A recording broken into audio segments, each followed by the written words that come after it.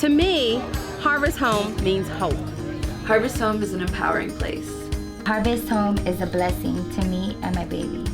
Harvest Home provided me a safe place. Harvest Home is my family, and I'm so grateful to be a part of them. Harvest Home changed my life. Hi, I'm Marlo Thomas. And I'm Phil Donahue. And we love Harvest Home.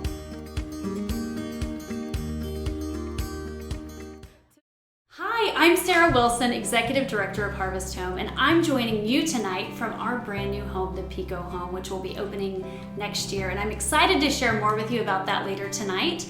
But first, I want to thank you for joining us for this conversation about essential relationships. This year, we've all had time to think about what is most essential in our lives. And at Harvest Home, our mission is essential to all that we do, providing housing and support to homeless pregnant women, equipping women for motherhood, and working to end generational homelessness. But there's another essential element at the core of our mission: relationships. Relationships are at the core of everything we do at Harvest Home. Relationships between our staff and our resident moms and babies, with our volunteers and our mentors and our class teachers, and our many supporters like you who make our work possible. We know relationships are not just essential to our work, but also to all of us in all of our lives. So tonight we wanted to give you a gift, an investment in one of the most essential relationships: marriage. So tonight we have two legendary guests joining us to share with us the building blocks to a lasting marriage. You'll get to meet Phil Donahue and Marlo Thomas shortly, but first, let me introduce our host, Lori Antos Benson. Lori Antos Benson is a two-time Emmy Award-winning television producer, and she worked for many years as a senior producer for Donahue. She's a writer, authoring 4 books, 3 on adoption, and a blog for empty nesters called Feathering My Empty Nest. And she's the founder and CEO of Family Matters, her family advocacy organization. Plus, she's a mom of 4, a grandmother to 6, and a close friend and supporter to Harvest Home. Lori serves on our board of directors. Thank you so much, Lori, for joining us tonight for this conversation on essential relationships. I'm here in Venice, in the Venice Harvest Home. Happy to be here, really excited about the conversation we're going to have with 2 truly amazing people. They are the authors of this book, What Makes a Marriage Last. And it's 2 people that we all know and admire so much. Let me just tell you a few things about them. Marlo Thomas is an award-winning actress, author, and activist whose body of work has earned her 4 Emmy Awards, the George Foster Peabody Award, a Golden Globe, a Grammy, an induction into the Broadcasting Hall of Fame, and in 2014, President Barack Obama awarded her the Presidential Medal of Freedom, the highest honor a civilian can receive. Marlo is also the National Outreach Director for St. Jude Children's Research Hospital, the hospital that was founded by her father, Danny Thomas. This book is her 8th book. And Phil Donahue is a writer, producer, journalist, and media pioneer who revolutionized the talk show format. The Donahue Show was honored with 20 Daytime Emmys, 10 for the show, 10 for Outstanding Host. And in 1996, Phil was awarded a Lifetime Achievement Award for his contributions to television journalism. He has been inducted into the Academy of Television Arts and Sciences Hall of Fame, and he's also a recipient of the George Foster Peabody Award. Phil and Marlo, I'm just so excited to have this. After I worked for 15 years with Phil, I was a senior producer and the best boss I ever had. And Marlo, I've known you too. It's been actually 40 years. Wow. My first day on the job, you were on your honeymoon. So I just want to start out quickly with a brief anecdote. I don't know if you remember this, Marlo, but you were instrumental in getting my now 35-year marriage started. You and Phil had been commuting, and it was the last day of the shows in Chicago because now we were all moving to New York. And my boyfriend then, Steve, came up to you at one of the parties and said, I've fallen in love with this girl and now she's moving. What's your advice for a long distance relationship? And you said, don't do it. If there's not a commitment, don't do it. And he proposed to me 5.5 days later. Wow. And so it's because of you, I think, that our marriage got started, and now it's been a wonderful, wonderful 35 years. Oh, yes, we love him. He's a great guy. He's a great guy. He's the best. That advice that you gave him was based on, the difficulties that you had with your commuting in those first years. Will you share some advice from your new book, What Makes a Marriage Last? Other advice for getting through tough times like that? And would you share that wonderful story of the middle of the night phone call from Phil? When I gave that advice to Steve, it was because it was so difficult to keep a commuter marriage or commuter relationship. We were just in a commuter relationship. I was living in LA and he was living in Chicago, and it was just impossible. He had something that Steve didn't have, which is 5 kids. And then he had the show. It was very hard. And I was working as a producer. I made about 12 movies for TV at that time. So I was very busy. He was very busy. And on top of that, he had these kids. Anyway, we decided to break up. It was too much. It was very tearful. We said we loved each other and it was been wonderful, but it's impossible. We can't put our lives together. Right. I can't work in Chicago. He can't work in LA. So it was just too much. So we broke up for 3 months and it was terrible. I was in a lot of pain, and I would go out with other people, and then I'd come home and cry. And it was obvious, as far as I was concerned, he was done with me. He never called me. And I assume he thought the same, she's never called. But it seemed like such a break. He said, I can't do it. And I said, well, I can't either. So that's that, Right. So then he called me in the middle of the night. You remember what you said? You better remember. I never thought anyone could be this important to me. Mm-hmm. You said this irreplaceable. Irreplaceable. I never thought anyone could be this irreplaceable. And then we got together and made a life work, So I moved to New York to be closer to Chicago. He said, let me get my boys through high school, and then I'll move to New York. And he moved the show, as you know, once his boys graduated. So we got married in 1980, and he didn't move till 1985. So we had another 5 years of commuting. Yeah. We were 2 hours closer to each other, but it was very, very hard. And so when Steve asked me that question, I really meant it. I said, unless this is really the one, I wouldn't do this just to keep going together, Right. Yes, that's exactly what you interviewed Judge Judy Scheinlin and her husband, Jerry Scheinlin. And she said, I asked her what attracted her to her husband. And she said, I just knew when I met him, he was the one I had to have. I had to have him only. And she turned to Phil and she said, well, Phil, there were a lot of girls in Chicago. Why did you have to have this girl? Why did you have to move from Chicago to New York? Because you had to have this particular girl. Right. She said, that's what it is. And you can't quantify it. When we made our way through this book, a lot of people, usually the men, would say, I knew when I saw her, I wanted to marry her. That's an amazing thing when you think about it. Right. When Phil and I met on his show, we didn't think to ourselves, this is the one, but we certainly were extremely attracted to each other. Oh my gosh, yes, everybody in the country could see it. And Phil doesn't remember some of these things.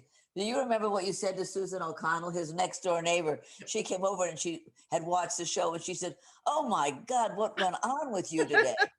Do you remember what you said? She's my fantasy woman. My fantasy woman. Oh my gosh. Yes, I remember that story. Well, so tell me this. Let's go to the obvious question now with COVID. After 40 plus years together, have the last year's 24/7 sheltering at home brought you any new discoveries about each other, or any advice for couples who are possibly feeling a little too much togetherness? I think we learned a lot of things being sheltered in place about each other. What would you say that you learned? Well, I'm impressed with her energy. I mean, she's a water bug. You know, she can make a right turn and Right. Also, I learned a lot. I learned a lot about her that I hadn't realized before. What did you learn? How much you get done. Phil and I are very different personalities. Right. You know, he's, as you know, he thinks something through. He's not impulsive. He's going to come up on something having thought about it. I, on the other hand, jump for the telephone for a solution now. Yeah. And working on the book, at first that was kind of a problem, because I was saying, well, what do you mean? Let's do this. And he would say, hey, back off. Let's just think about it. So after doing 40 of them, or during the course of doing 40 of them, we saw that sometimes it was good to step back, and sometimes it was good to jump for the phone. So I think I started to appreciate the fact that he didn't jump so impulsively, and he started to appreciate that I sometimes did jump impulsively. So that I think is the most interesting thing that we learned working on the book. Living together as we do, we're lucky that we each have our own study. And so we have a place to go to. Yeah. That's been a big benefit to us. Yeah, those are good tips. Those are very good tips. Yeah. Phil, you, like I mentioned, you were an amazing boss, and you took all of us, your whole staff, on a couple of really legendary, very memorable trips during my time with you. And for a couple of them, our children were very small, and we took heat from some people for leaving our young children. You know, one trip was 3 weeks, and people would say, how can you leave your kids like that? But we always believed in making time for our marriage, for just the two of us.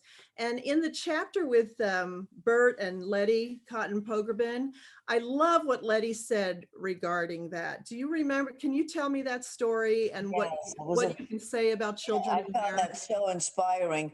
And she said it years before I knew Phil. She had 3 children, twin girls who were about 12 years old. It was a very close family. But the girls came to her one day and said, Mom, we feel very left out because you and Dad celebrate your birthdays alone together, and you celebrate your anniversary alone together, and we're left out of that. And we don't think that's right. And she said to them, we love you more than anything in the world, but you are not our marriage. And I thought, wow. Yep. Well, I wish my parents had said that to me. Yes. So you get the feeling for how important your marriage is. Right. And she said to them, someday you'll have marriages of your own, and you will thank Daddy and I for this. Right. And for us, I was a stepmom, you know, it made it a little bit harder because I didn't want to look like the one who took their father away from them. But he handled it very well. I mean, Phil made it really clear that our vacations, he only got, as you remember, in those years, 2 weeks off. Right. And the 2 weeks off would be the two of us alone going away every year. And that was, I think, a very important example for them. Mm-hmm. And it was certainly important for our marriage. Yeah. And one of the sons said to Marlo, we like it when you're here because Dad doesn't have as many spasms. So, you know, Dad is having a spaz, 2 Z's. You know, did Marlo know what that meant? After a while. Yeah, after a while. Well, I mean, I got it, you know, right? Because he was alone with his kids, scared to death. How the hell to raise them while he's running to work every morning at 7 a.m. or 6:30 to be on the air at 9, and running back to take Jimmy to guitar lesson, and running back to go to Kevin's baseball game. I mean, poor guy, you know, he was really knocking himself out. Then I would hear them on the phone say, I'll have to call you back. My dad is having a spaz. He was having panic attacks in a way, anxiety attacks. And I think when I was around, well, that's what Michael said. He said, when you're here, Dad's a lot happier. If I was there, then Dad was there more. So I definitely was good news for them. Yes. In the book, you talk about jealousy a lot with the couples. It is a big issue. And I loved the Kelly Ripa and Mark Consuelo story. Can you tell us that and what you learned about how to handle jealousy in a marriage? Mark was he making a movie in Boston? Right. You know. And he called her one night and she didn't answer, or she wasn't there. It was before cell phones. He finally got her on the phone. Yeah. And she said, oh, I'm just doing some cleaning around the house or whatever. And he thought that the answer sounded fishy, as he put it. So he started, once the jealousy starts to revolve in your brain, it gets worse and worse and bigger. Yeah. And he got on a plane and flew home without telling her. He said to the doorman, "Tell Kelly that flowers are coming up for her." Oh, right. So she opened the door waiting for the flowers, and she sees her husband come off the elevator. Running down the hallway, runs right past her. He's in the apartment looking for the tall, dark stranger that he knows is hiding behind the drapes. I mean, this is what, this was so honest. I mean, this is what jealousy can do to you. So funny. I mean, it's very draining. It's great when you can get past that. And how would you know? Yeah, well, Marlo once made a movie with Chris Christopherson. And there was a kissing scene in the movie. Right, there was a love scene. Yeah, that lasted 3 years, I thought. And that was a hard time for me. He was very sure that something was going on between me and Chris Christopherson. Oh, well, it's hard to, it would be very hard to watch your spouse. Yeah. Scene.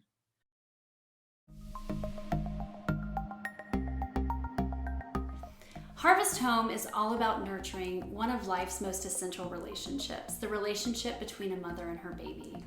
By supporting Harvest Home, you help provide a home, and for physical needs, you provide therapy support, parenting education, childbirth education, and doula support, and so much more that equips a mom to develop a strong and lasting bond that sets the stage for a healthy life for both mom and baby. To learn more about supporting our mission, check out our website at harvesthomela.org/essential.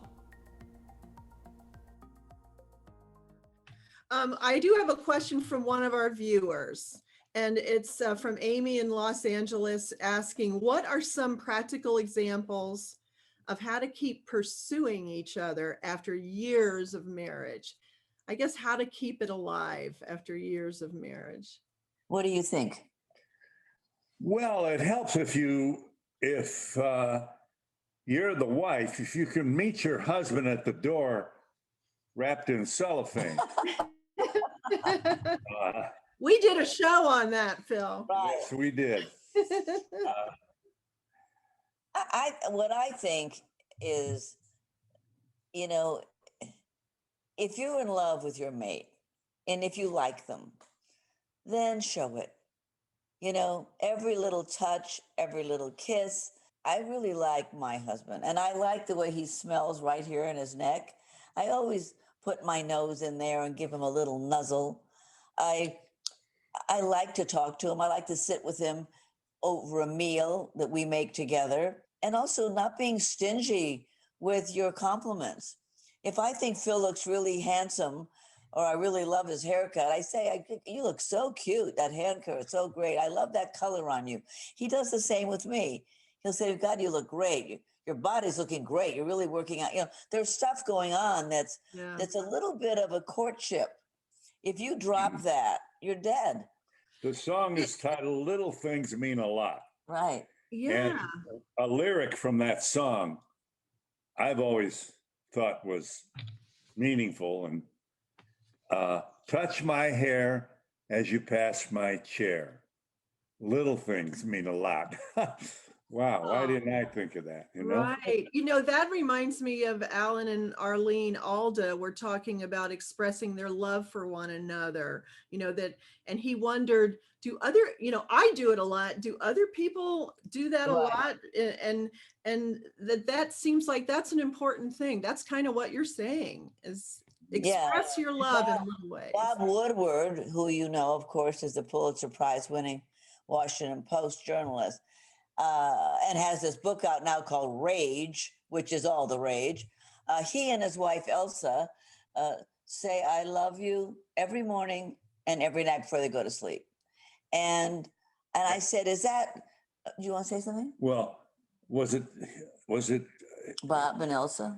was he the one who said, it helps your marriage if you sleep tushy to tushy? Oh, that was Judith Viors. Okay. Right.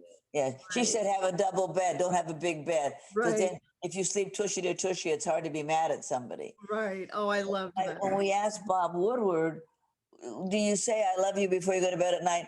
I mean, is that, no, do you say I love you because you've had an argument or something? He said, no, it's our way of saying everything's fine in our nest. We're good. It's just a way of reminding each other that. Yes. And so we've started to do that too. And it's just a way. We don't do it every day, morning and night, but we do it often now. One of us will say it and then the other one will say it back. It's just a way of reminding each other that, you know, there's a reason why we're here together. Right.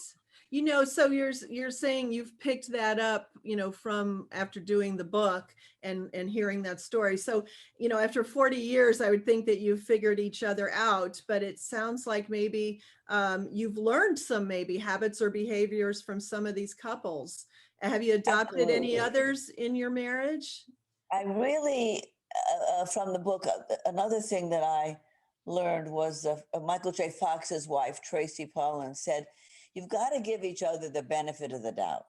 She said, when the other person says some stupid ass thing that really hurts your feelings, instead of like really going to war, just step back a second and say, I don't think he really meant it like that. I mean, give him the benefit of the doubt. He was a good guy all week. You know, you love him, he loves you. He didn't know it was going to land like that. You know, calm down, give it the benefit of the doubt. If you need to express it, you know, wait a day or so and then say, you know, the other day when you said that, I just want you to know that I don't like that. It hurt my feelings. But not when you're all upset. James Carville said something similar, same kind of thing. What did he say? James Carville said, when you find yourself getting into an argument, you know, maybe over and over again, say out loud, oh, let's kick this can down the road. And it's funny, you know, it sounds so trite, shallow, but it works. It does. It changes the nature of the conversation. You avoid all the valleys and it takes the heat out of it. You know, if you're going around and around, we just burst out laughing the first time Phil said it. You know, we were going around and around about some dumb thing, but you said you put it there, but you didn't, but I said, but you could have, you know, whatever it was. And at one point he said, oh, let's kick this can down the road. And we just started laughing because it's true. It's so stupid. Yeah. You know, I mean, really, unless somebody's being abusive, what is there to argue about? Right. You know, it's just all stupid stuff. I love that. Another thing that I think Michael J. Fox and Tracy Pollan talked about was gratitude. Mm-hmm. I feel like gratitude is so important. If I get really mad at Steve, you know, I just think about what if I didn't have him and just try and get that gratitude feeling going. I'm just grateful. Right. That's right. Yeah, I thought that was a really good story. Yes. Let's take another one from a viewer. This is from Beth in Fairhope, Alabama. As two well-known celebrities, have you ever found it difficult to balance work and marriage? Well, I think that's everybody's problem. You know, you don't have to be a celebrity. You know, working couples, and even when the mom isn't working, but she's working like mad at home, and the husband has his issues and she has her issues, and how do they find time away, away from the kids, he away from the kids and the work. I mean, no matter who you are as a husband and wife, you have balance problems. Right. And again, it's what we were talking about earlier. It's about making the time, about saying, I miss you. I want to be with you alone. I want to go to dinner, just the two of us. I want to stay at a hotel this weekend. Many couples talked about that. Viola Davis and Julius Tennant, Sting and Trudy Styler. Many people talked about getting out of the house and spending a night at a hotel or a weekend or something to get away from the family, to get away from the work and the family and the telephone, and just be able to be alone. And that's a big deal. I think that's critical. That's yeah. Great. I think that's really good information. So tell me this, I've known you both, 40 years now, and you've never chosen to work together. So what was it about this project? What made you change your mind? What do you think? Well, Marlo can change my mind, and she has often. You've changed my mind too. You got me to get married. That was a big change. Right. How old were you when you got married? 42. And you were never going to get married. And Never. Yep. And this was the guy that did it. He asked me to get married 6 months after we met. And I said, I told you, I don't ever want to be married. And he never brought it up again. And then 3 years later, I said, I think I'd like to get married now. In my case, I needed to find myself as a grown-up person. I wanted to get my career settled. I was afraid if I got married, I'd get torn away from my career the way my mother had been torn from hers. And so I wanted to make my way in the world. And I think if I had met Phil when I was in my 20s, I would not have fallen in love and gotten married. I had how you work out a muscle in your arms? Right. I'd worked out a muscle around my heart. I was not going to fall into that. So I think I did just exactly what I needed to do. But my advice from my own experience is wait, don't get married in your 20s. Mm-hmm. Just find out who you are. And then you find a man who knows who he is. That was one of the things Rob Reiner said. He said, if two undeveloped people get married, you're just going to have a mess. But if you've worked on yourself and you know who you are, and your mate has worked on him or herself, and they know who they are, you have got the best chance of coming together and building something new between two developed people. One of the common features of long marriages, I think, or at least I thought we discovered, there has to be one of the partners who really wants this marriage. At least one. I thought ideally both. Yeah. But at least one has to have that. And, that's not always the case with all marriages. Let me just go through a couple of these, see if this works. There's a lot of marriage myths out there, and possibly they're true. Did it seem that these were true when you talked to all these 40 couples? Opposites attract. I think so. We're opposites. Yeah, maybe I'm pausing because I don't think it's an absolute, but yeah, maybe that's true. And it's a surprise because so many, blink and fall for the person. It's hard to analyze opposites if that happens to you. But they're extroverts and introverts, Right. Viola is an introvert, Julian is an extrovert. Ray Romano was an extrovert, Anna's an introvert. I mean, there's a lot of those kinds of opposites. Mm-hmm. And then there's also people who, spend a lot of money and the other one doesn't spend a lot of money. And for us, as I said, I'm impulsive and he's more thoughtful and stepping back. And so you have to kind of get used to that and accommodate it, not get mad about it. And I think in our first couple of years, we fought a lot because he would say, why do you have to be so impulsive? And I would say, why do you have to be so lazy? It wasn't lazy and it wasn't impulsive. It was just how we coped with the information that was coming in. Yeah. Oh, that's interesting. How about absence makes the heart grow fonder? Well, it certainly did for us. Yeah, I mean, that's what brought us back together. Yeah. And Bryan Cranston talked about that when he's on movie trips, how much, that, and I think John Leguizamo talked about that. The reason these people were married all this time is that, as Viola said, it's the commitment. You make a promise and you live up to the promise. Ted Danson has been married. This is his third marriage. And I said to him, and it's his wife, Mary Steenburgen's second marriage, and they have a terrific marriage. They're married 30 years now. And I said to him, wow, how did you have the optimism to get married a third time? I mean, I got married once, it almost knocked me out. And he said, I made a decision that I wanted a marriage to work and I was going to stop doing the destructive things I had done all my life. Like I stopped lying. And I said, what did you lie about? He said, everything. He said, first of all, I cheated on my wives, but that aside, he said, I wanted to be a better person than I am. And so I would lie about how I was feeling. I would lie about what I was doing. I wanted to be this perfect person. And that was such an interesting thing. He said, I wanted to be the guy on the white horse who had all the answers. And it wasn't until I realized that I was with a woman who wasn't really interested in that bullshit. Right. And she wasn't really doing that dance. And as I saw that, I became who I was, and she likes me for who I am. Yeah.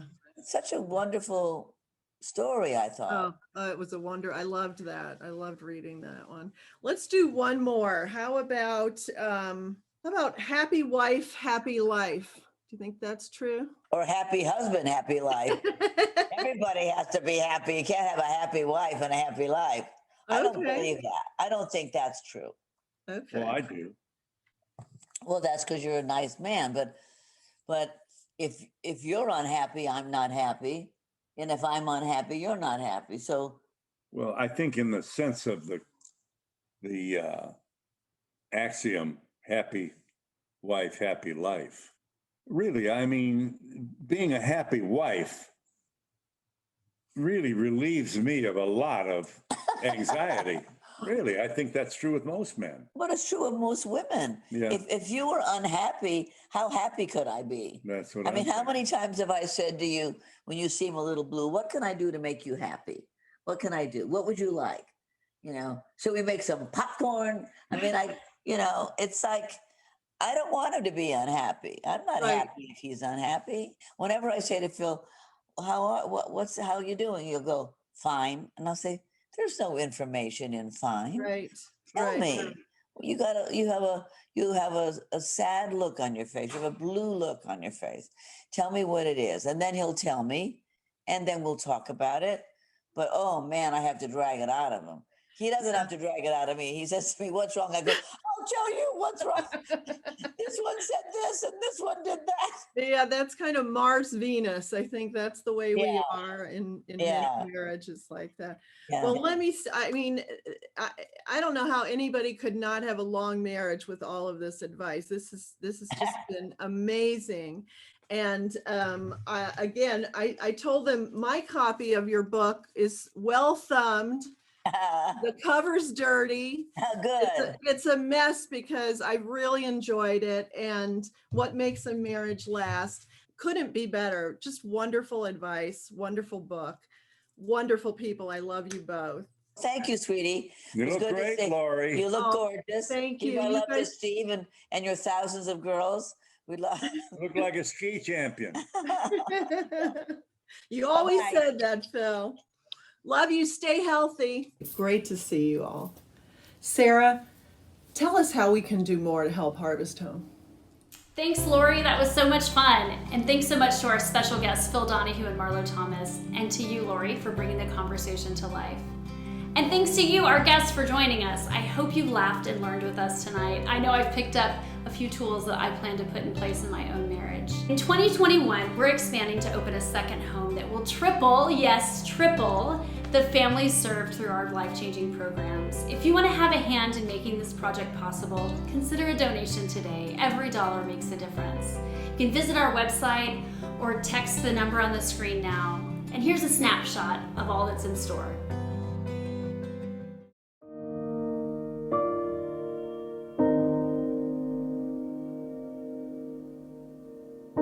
My name is Alex Firestone, and this is my daughter Rory. After living in a van for 9 months, stepping into a room that had a bed, a closet, I felt at home and I felt safe. And for 9 months, I hadn't felt safe or really felt like loved by anyone. So Harvest Home gave us that. I'm Sarah Wilson, and I'm the Executive Director at Harvest Home. Harvest Home is a residential program for homeless pregnant women that equips women to become great mothers. Here at our home in Venice, we have 10 beds, but we get over 500 calls a year. And the Los Angeles County Health Department estimates that over 5,000 women a year experience homelessness while they're pregnant.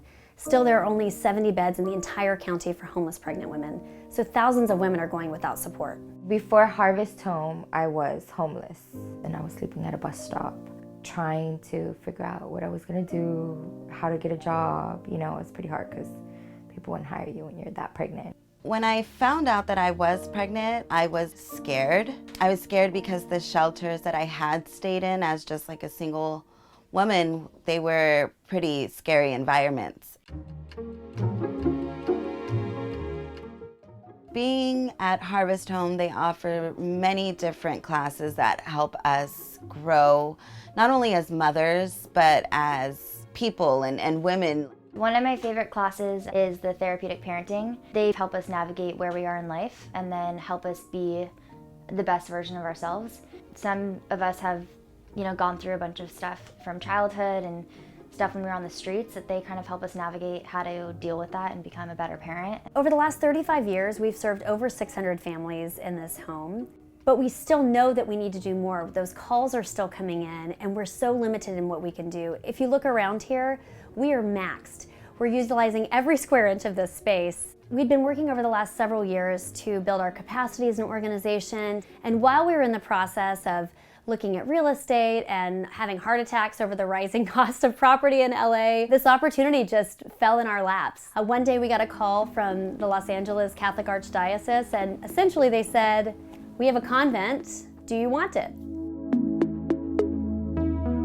This home will allow us to provide housing and support to an additional 18 mothers and their babies, nearly tripling our impact as an organization.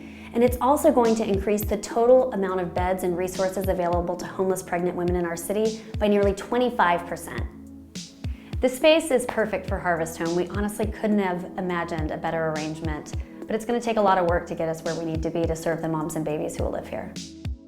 This year, Harvest Home is undertaking a $4 million capital campaign that will provide funds for two things. Number one, it's going to pay for the renovations of this great location, but also to provide 3 years of operating expenses. And as long-term supporters, we are so excited about the opportunity that this brings for Harvest Home. Not only will it serve more families and more women, but it gives us a chance to have some more office space and have place for events and programming. So it really is very exciting for Harvest Home. It's not so much about what Harvest Home gives you. It's not so much about, oh, it gives you shelter, it gives you a bed, it gives you food, it gives you this. It's not that. It's the love and the community that we share. So to know that our community is growing is amazing. I'm excited, I'm ecstatic. And when a mother has comfort, she shares that comfort with her children. Supporting Harvest Home isn't just supporting an organization. It's really supporting babies who are going to grow up into adults and really helping those babies to thrive in the world. If it wasn't for Harvest Home, I would still be on the streets. I would probably be still living in a van and still in my addiction. Yeah, Harvest Home pretty much saved my life. We need your financial support to open up this home. Help us nurture and empower these women as we work to end generational homelessness.